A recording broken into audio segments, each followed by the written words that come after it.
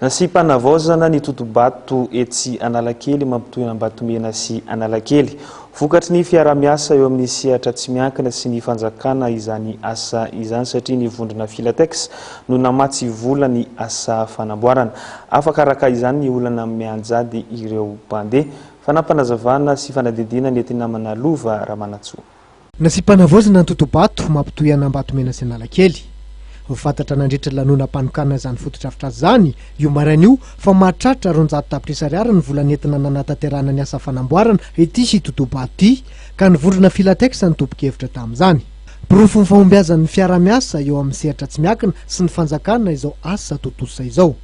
Natao izao totohatra izao mba hitsinjovana ny mpiarabelona, hitsinjovana amin'ny mponina satria ilay tohatra izay teo taloha dia maro ny fitarainana azo ny tanàn'Antananarivo satria maro ny anjera sy ataontsika hoe sahirana nampiasa izany tohatra izany no nisy tao anatin'ny fenitra na hoe tsy nanaraka ny fenitra amin'ny matohatra azy izany dia teo ny nitsangan'ny faniriana fanamboarana totohatra vaovao ka zareo orinasa Filatex zany nampiseho an'izay fiara-miasa zany teo amin'ny publika sy amin'ny privé.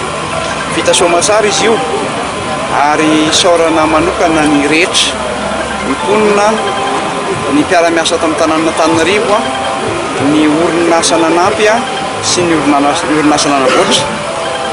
Saorana satria hita tokoa fa fitsinjovana ny vahoaka ho azy atao zao. Etsy andaniny zany dia afaka fahasahiranana ireo mpandeha mahazatra an'ity totobato mampitohy Ambatomena sy Analakely ity, izay azo lazaina fa tena nampidi-doza tokoa noho ny tsy fanarahana ny fenitra amin'ny feny fototrafitra.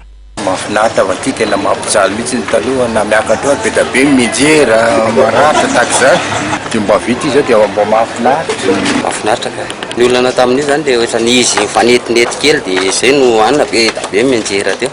Manodidina 520 metatra eo ny halavan'ity totobato nasipana-vaozana ity ary namboarina tamin'ny vato granita izay efa voakirakira. Mirefy 18 cm ny avony raha toka 18 cm kosa ny halavan'ny tohatra.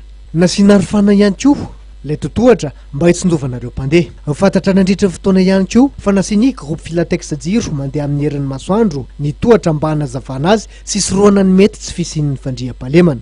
Eny Aribijery Ajaina dia tapitra tetindray ny fotoanan'ny fampalalam-baovontsika tamin'ity alina ity. Saorany ianao tany tokantrano tany tsy nisaraka tamin'ny fahitalavitra matv fa naharitra tamin'ny farany fotoanan'ny vaovao. Fa mbe fotoana tetindray ary ny ianao sy ny sampana fampalalam-baovan'ny fahitalavitra matv eo amin'ny rahampitso indray. Ny tena kosa dia mame fotoana ho amin'ny manaraka indray. Veloma tompoko.